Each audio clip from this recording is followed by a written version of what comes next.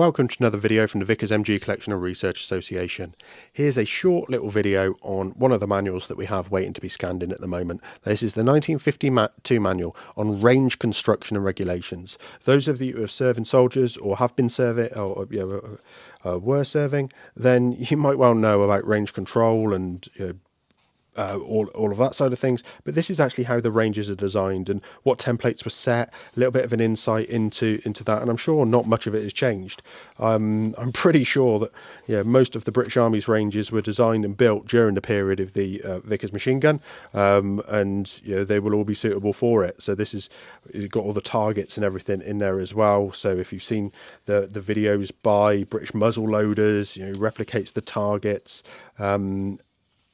for all those periods. This is probably the latter stages of British Army service, small arms, but you can start to see the templates here.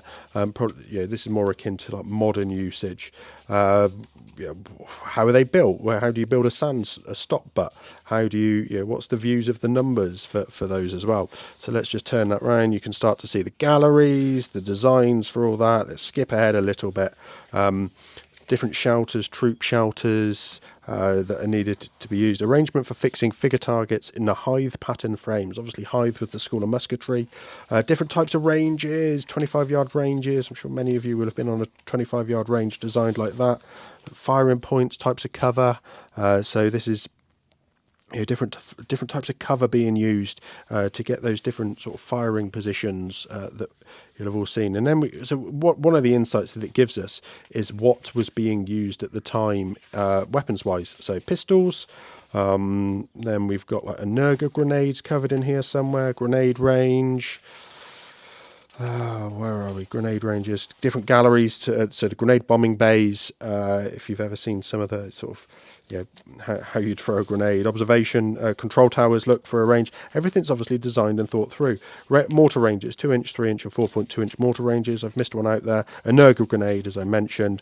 3-inch mortar danger areas, so that's the template out to 4,700 yards with a 4,500 yards max range look, but then you've got this 800-yard danger area off the back.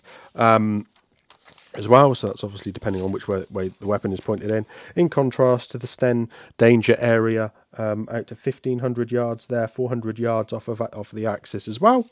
3.5-inch rocket launcher, moving target ranges, anti-tank gun, 17-pounder anti-tank gun ranges, danger area data for some of this stuff, look, goes all the way out to 13,400 yards, quite a big range needed. And then flamethrower, a reminder that flamethrowers were in service.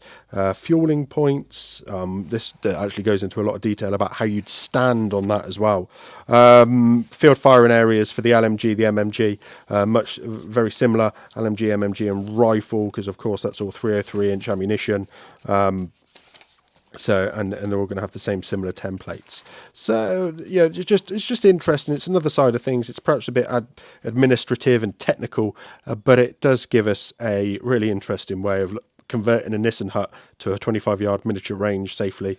It gives us an interesting way of how the army was training, battle practice, what's happening, battle practice ranges, and then bayonet training apparatus. If you want to replicate this perhaps for reenactment or living history, then you've got all of the dimensions, what you need there.